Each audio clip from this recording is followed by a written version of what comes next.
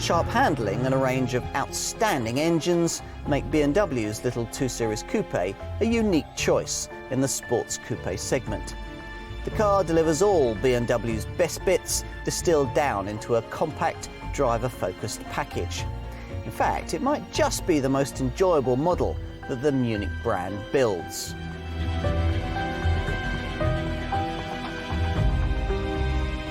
Turn the clock back to the late 60s and early 70s and you'll find that BMW used to have a younger age profile.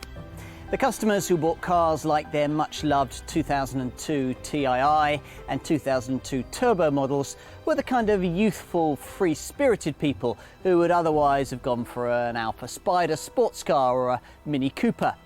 But the Bavarian marque doesn't make machines like that anymore, or does it? Proof that they do is claimed to be delivered in the form of this model, the 2 Series Coupe. If the number's not familiar, then the size and positioning of this car might be. It was launched in early 2014 as a replacement for the 1 Series Coupe model that had been charming enthusiasts since 2007.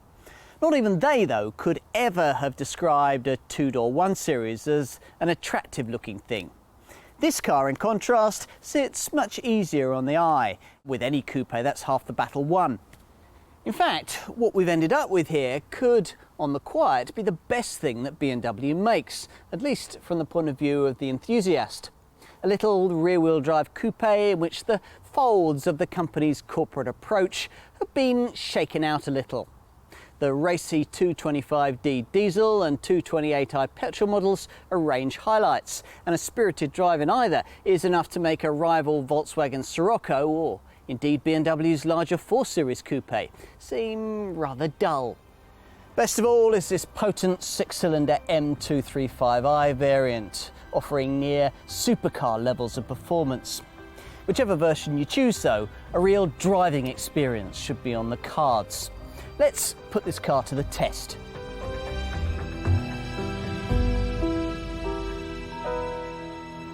So, what's it like? Well, you settle in behind the wheel and everything seems just right. The driving position perfect. Already you're feeling like driving rather than merely travelling. Punch the starter button, get ready to set off, and you'll find yourself looking forward to finding a road that will put the Bavarian maker's bold claims for this car to the test. Get to the first open bend and you find yourself pushing a little harder than you might normally, just to see. Sure enough, power into a corner, dab the brakes, turn the wheel, and it's true. There's a feeling of complete control. Ideal 50-50 axle load distribution, optimised aerodynamics, a long wheelbase and a low, ideally balanced centre of gravity, combined with rear-wheel drive to give this car its unique agility. It's one of those that just feels right within the first 15 metres, this down to the sum of a whole series of small but important things that simply hit the right notes. The things I've just mentioned also combine with many others. Seating position, control weights, engine tractability, suspension refinement, basic ergonomics, stuff like that. As for the way that leaves you feeling, well, it's much like the sort of thing you probably heard about interviewers you've faced, often having made their decision before you've even got into your seat. First impressions are crucial, and this 2 Series nails them. If you've upgraded from the old 1 Series model, one of the first changes you're going to notice is the standard drive performance control system, the rocker switch for which you'll find down here by the gear stick. Now, you might be familiar with this kind of thing by now, a setup that allows you to tweak the steering, throttle and stability control system thresholds depending on the operating mode you select. Gear change times too, if like many 2 Series buyers, you decide against the slick 6-speed stick shifter and order your car with the 8-speed automatic paddle shift transmission. There's also an optional quicker shifting sport automatic transmission that features a natty launch control system for would-be Alonsos. If you ignore the attributes of drive performance control or select its most relaxed comfort or efficient Eco Pro settings, then the travelling experience in this car, though very comfortable, won't be especially memorable. Push the rocker switch forward into Sport though, and the reaction you get immediately feels keener and more alert. More like the kind of 2 Series enthusiasts would expect this car to be. If you ignore the lower SE or modern trim levels, your car will also come with an extra Sport Plus setting that'll sharpen things up even more and relax the DSC control to provide a little more tail-out cornering leeway if you should be that way inclined. To really create that kind of machine though, you have to spend a bit of extra money. Possibly on stiff M Sport suspension, but preferably on the M Sport adaptive suspension setup that's on the model that I'm driving here. A system that works as part of drive performance control and is able to alter the ride to suit the road that you're on and the mood that you're in. As with most BMWs, it's crucial that you get a few things right when you're specifying your car. As usual, I'd counsel you to carefully consider whether you really want the kind of larger wheel rim size that will inevitably spoil the ride quality. Also, think twice before upgrading some of the things that are already very good anyway. The Servotronic electric power steering, for example, which in its standard form is feelsome and unerringly accurate. Many think that the extra cost variable sport steering system feels a little artificial. The same applies to the optional limited slip differential, there to help get the power down through tight corners, but not hugely more effective than the standard electronic system in doing so. You could even say the same about the brakes, though if you're of a track day disposition, then the M Sport braking system's well worth a look. Continuing on the less is more kind of theme, I wouldn't worry too much if your budget can't stretch to the really expensive models. All 2 Series Coupe variants get twin-power turbo technology, and any one of them is going to be a pretty rewarding thing to own and to drive. Across the range, the slick shifting 6-speed manual gear shift is lovely, and the ride's good too, suppler than you'll find on, say, a 1 Series hatch, despite this car's extra cornering sharpness. It's as well, though, that the German marketeers have decided not to carry across the feeblest power plants from the 1 Series hatchback into this 2 Series lineup, which means that the range begins with 143 brake horsepower 218D or 184 brake horsepower 220D diesel models. Even the 218D makes 62 miles an hour from rest in 8.9 seconds on the way to 132 miles an hour. Figures the 220D improves to 7.2 seconds and 143 miles an hour. If you prefer not to fuel from the black pump, the 184 brake horsepower 220i petrol variant improves that to 7 seconds dead and 146 miles an hour. These kinds of figures give you some idea of the performance potential lurking further up the lineup, which of course is where the really exciting engines are to be found. The first of these, you may be surprised to learn, is a diesel, the 225D being my personal pick as one of the world's finest, and a car that in this 2 Series lineup comes only with 8-speed sport auto transmission. This variant's stoked up 2-litre unit was the first all-aluminium oil burner in the world to achieve a specific output of over 100 brake horsepower per litre, and these days twin turbos help it all the way to a 218 brake horsepower, 0 to 62 miles an hour in 6.3 seconds dead, and a 150 mile an hour top speed, while the ability to cover 40 to 60 miles an hour in no more than around 4 seconds means you can slingshot past slower moving traffic as if it wasn't there. The 225D is, in other words, a really quick car, and rival marques have hulking great 6-cylinder diesels that can't match it. In fact, the only real issue with this particular car is the one that applies to all small BMWs fueled from the black pump, that of refinement.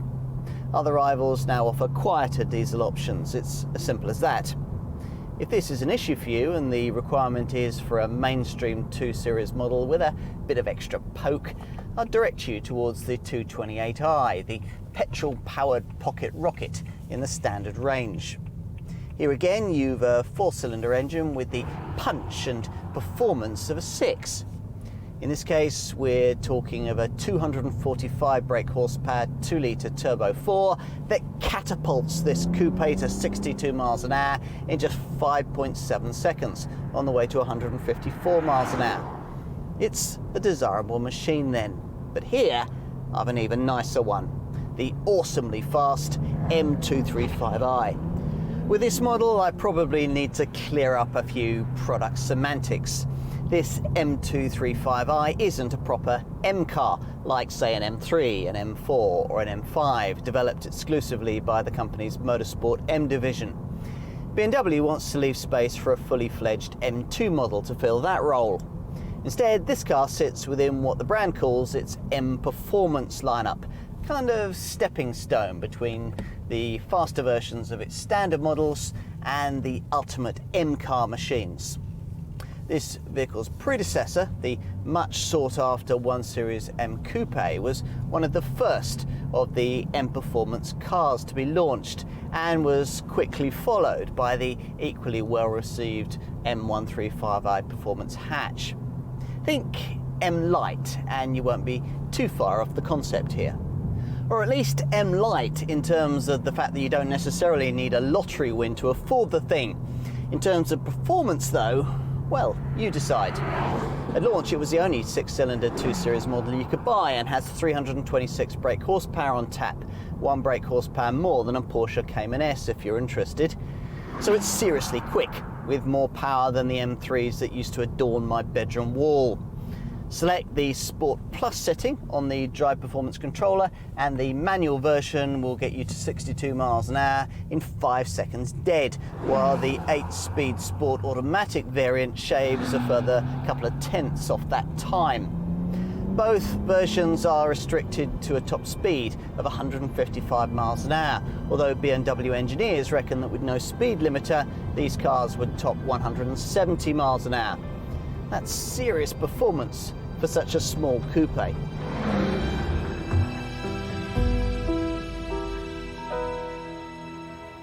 Is this the most stylish small BMW coupe ever made?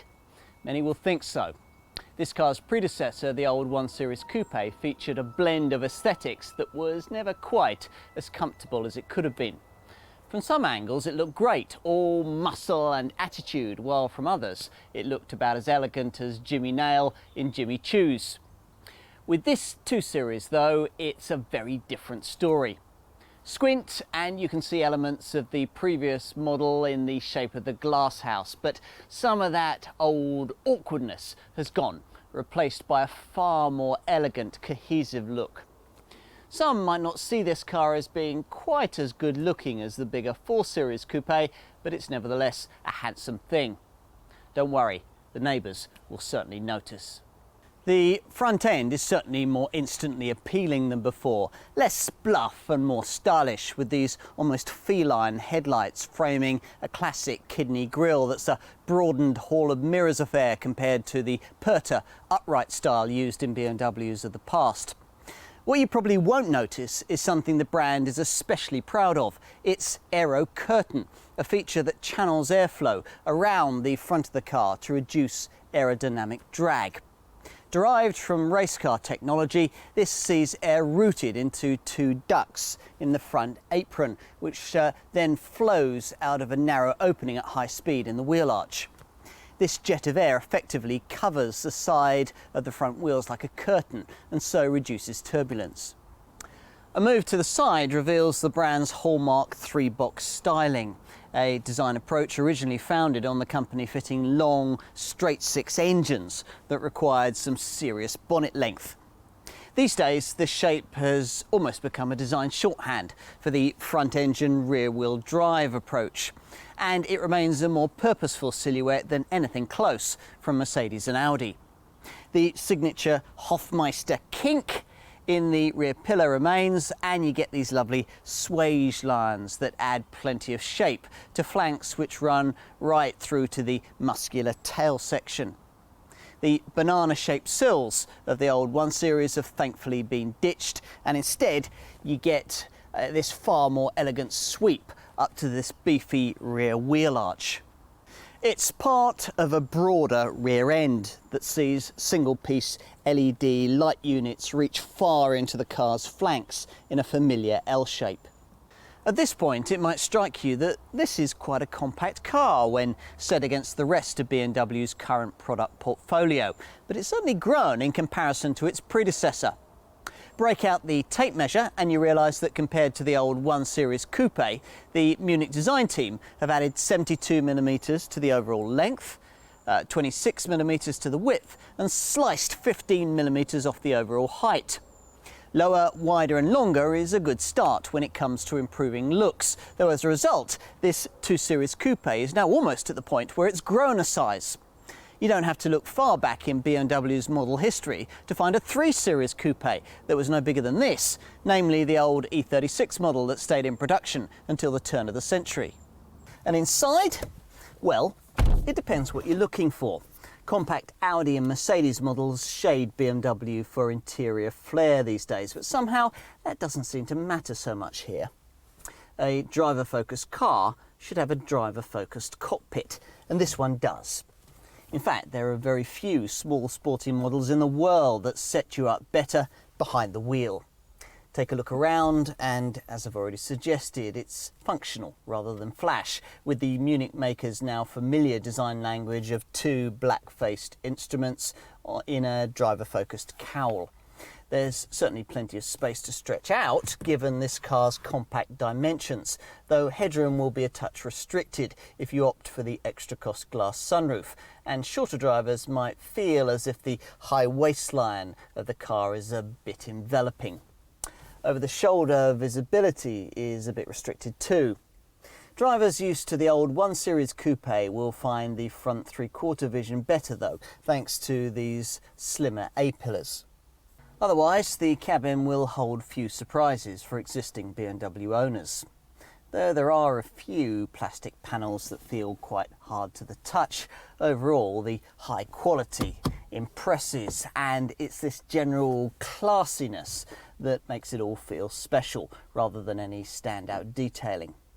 What I think the brand is very good at is deciding what functions should remain as dashboard buttons, like the ventilation and the stereo controls, and which ones should be squirreled away in the infotainment system menus, in this case an iDrive setup which has become one of the very best of its kind.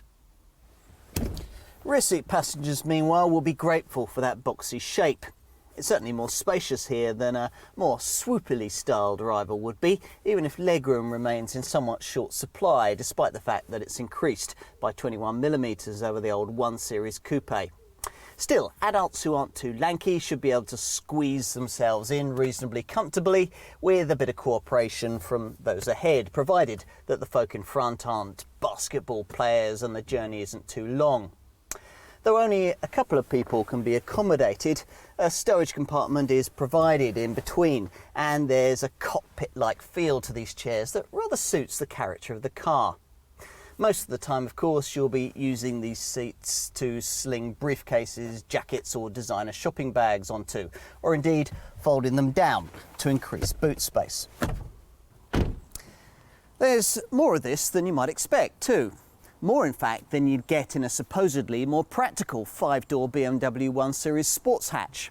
In fact, the 390-litre total cargo area capacity is 20 litres up on what the old 1 Series Coupe could offer, which means that even before you start pushing forward the 60/40 split folding rear bench, you've got more space to play with than you would in an everyday Focus or Golf family hatchback. No other compact coupe competitor can match this, and some are way behind. We're talking about 30% more luggage space than you get in a Volkswagen Scirocco, for example. Plus, there are cargo nets to tie your shopping down so you don't have to worry about attacking a few of your favourite back roads on the long route back from the supermarket. The 60/40 split folding rear bench just mentioned is standard, using these levers. But there's the optional extra flexibility of a 40-20-40 three-way folding arrangement with a through loading facility for long items like skis. In other words, though in choosing this BMW you'll have bought yourself a coupe, it's not a car without a certain level of practicality.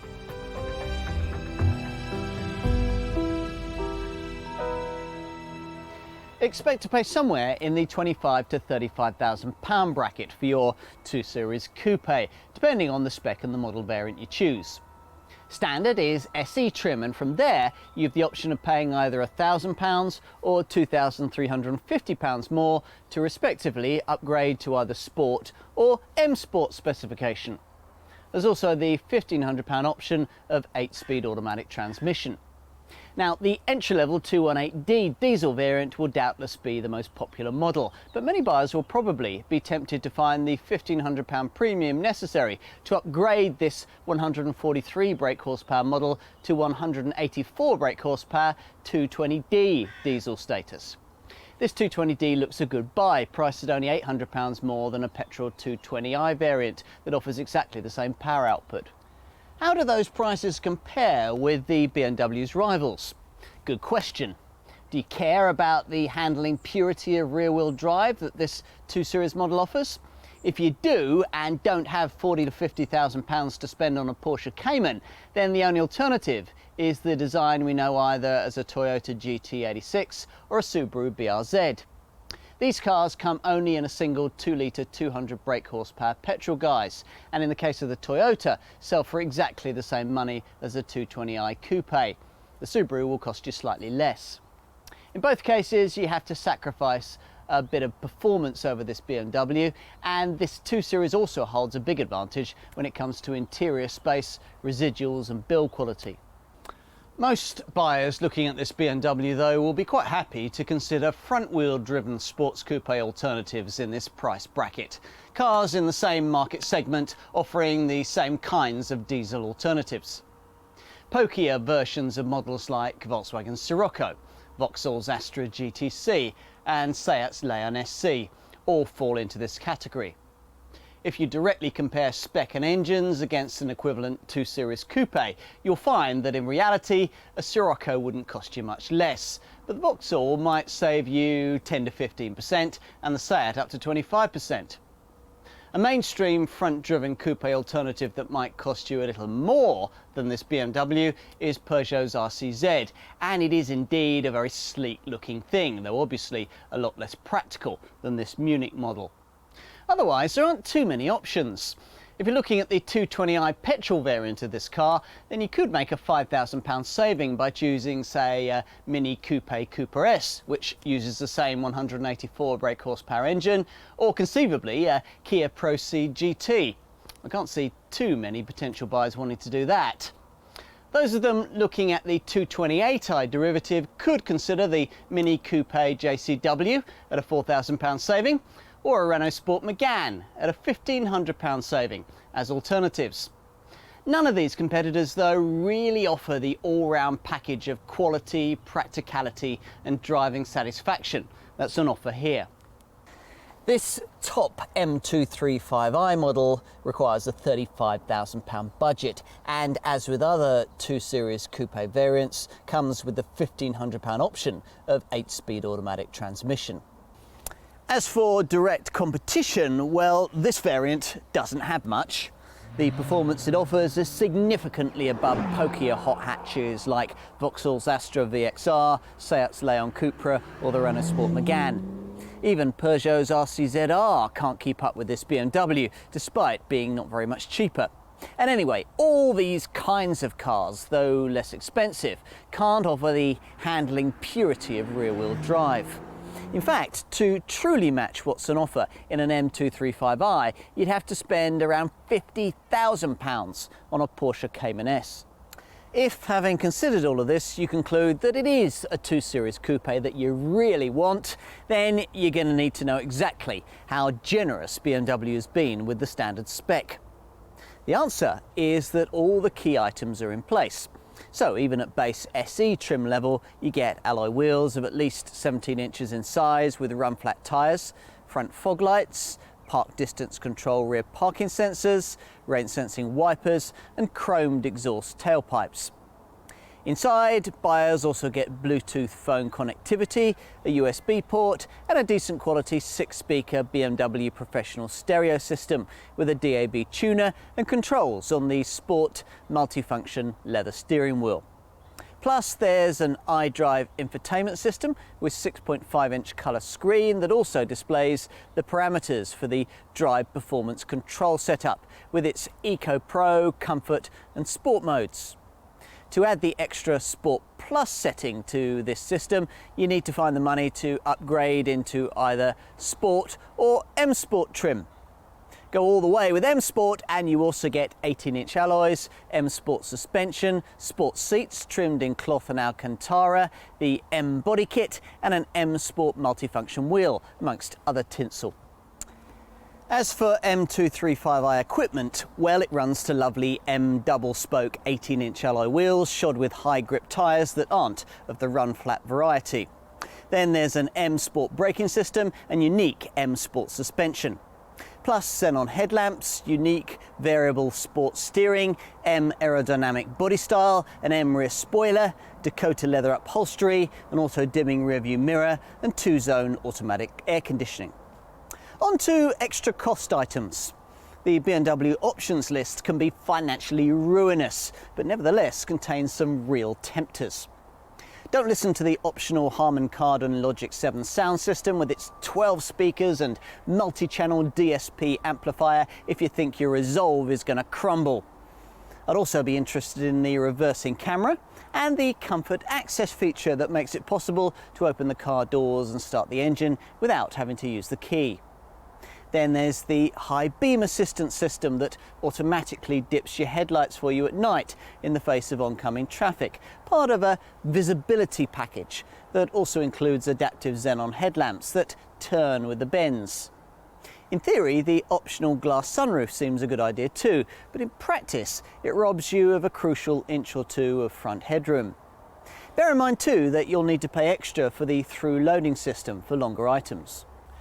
Don't go spending too much on items like these though until you've considered the merits of BMW's various connected drive media packages. These include the latest BMW Professional Media package with its wider 8.8-inch screen. The navigation setup can also divert you around jams with real-time traffic information and BMW online services. There are also the latest infotainment features like full speech recognition and voice control with an optional message dictation function. Plus, you can activate the clever Google Send to Car system too, this allowing you to plan your route beforehand on your PC, then remotely forward it to your vehicle. You'll have access to various BMW apps too. The BMW Connected app, allowing in-car use of web radio and linking you into social networks like Facebook and Twitter.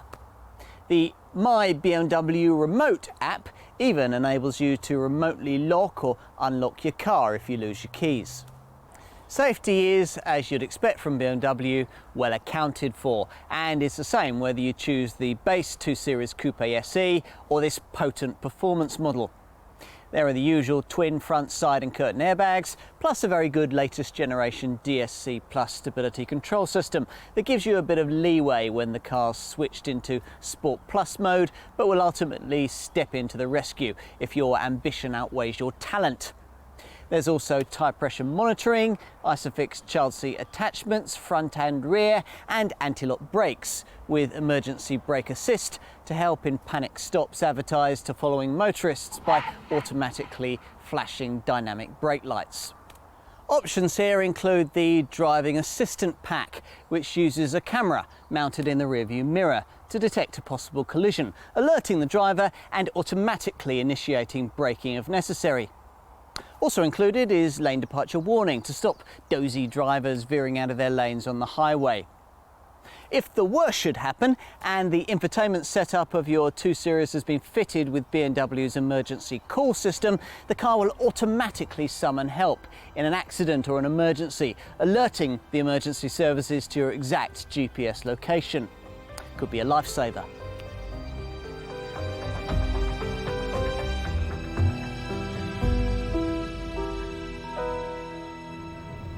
Developing horsepower isn't particularly tricky. Doing it while preserving fuel economy and keeping emissions in check is what separates the best engineers in the automotive world from the rest. And from where I'm sitting, it would appear that a good slug of the world's best automotive engineers reside in or around Munich.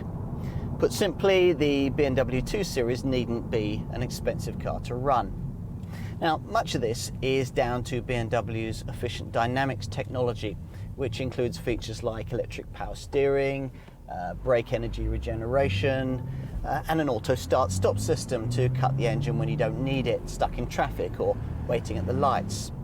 Plus, weight has been pared back and aerodynamics have been improved. Also playing their part in this model are the so-called aero curtains, integrated into the front apron to channel air over the wheels and around the side of the car, helping to reduce turbulence. And talking of wheels, on most 2 Series models you'll find these shod with efficient low rolling resistance run flat tyres. I say most because this M235i is the exception, fitted with some rather more hardcore Michelin Pilot sports rubber. But the driver must also play his or her part. So there's an optimum gear shift indicator on the dash, and in the drive performance control system an Eco Pro mode that you can select. That'll focus all of the car's systems on ultimate frugality.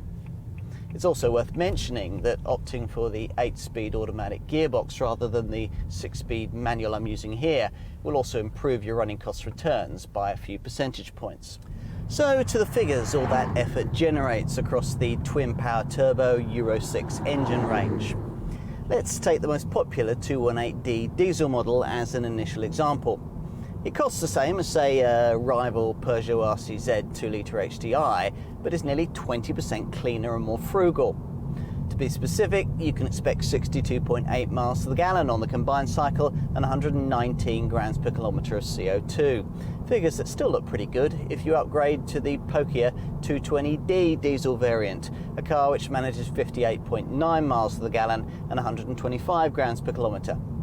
There's also an even faster 225D variant that only comes with the efficient 8-speed auto gearbox. As a result, it can manage 60.1 miles to the gallon and 124 grams per kilometre of CO2. If you're looking at mainstream petrol power, a 220i variant will return 44.8 miles to the gallon and 148 grams per kilometre, while the 228i manages 42.8 miles to the gallon and 154 grams per kilometre. The figures for this racy M235i suggest that with manual transmission, it'll manage a return of 34.9 miles to the gallon on the combined cycle and emit 189 grams per kilometre of CO2. With the auto gearbox, you can improve that to 37.2 miles to the gallon and 176 grams per kilometre. Tot up all the figures, and after 3 years and 36,000 miles of M235i manual model ownership, one of these will run you to 80.1 pence per mile. Compare that to the kind of base Porsche Cayman, which will cost you around £5,000 more and travel significantly slower, yet will still cost you 87.3 pence per mile. Buy a Cayman S to match the BMW's pace, and that figure jumps up to £1.12 per mile. Ouch! What else? Well, there's a condition-based service indicator, and those maintenance costs can be kept in check with 2 optional servicing packages which cover you for servicing or servicing and maintenance for 5 years or 50,000 miles, whichever comes first. Residual values should be strong as long as you don't go wild with options. Experts predict that this car will retain about 48% of its original value after the usual standard 3-year ownership period. On to insurance, another area where this 2 Series holds an advantage over its rivals. A 218D, for example, is rated at Group 20, 9 groups below, say, a comparable Peugeot RCZ. A 220D is Group 25, and a 225D is Group 33. Petrol people will find that a 220i is rated at Group 25 or 26. To insure an M235i, you're looking at figures based around a Group 39 rating.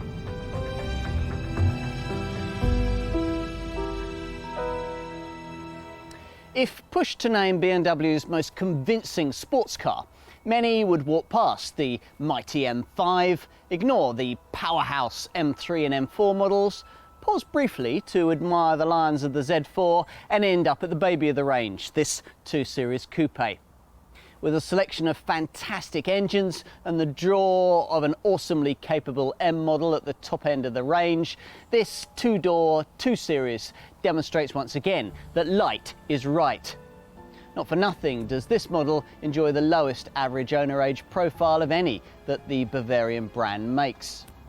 It'll certainly help BMW that this car doesn't really have any rivals directly able to square up to it.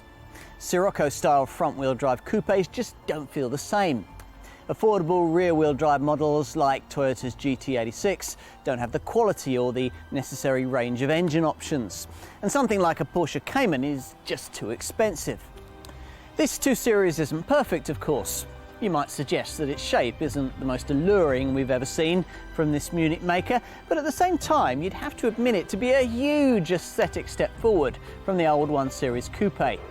Anyway, what'll sell this thing to you is its road-going experience, its lust for life, and the way it'll remind you of what driving used to be about, when all that's ahead is a ribbon of twisting tarmac. Ultimately, it's the kind of car that BMW does better than almost anyone.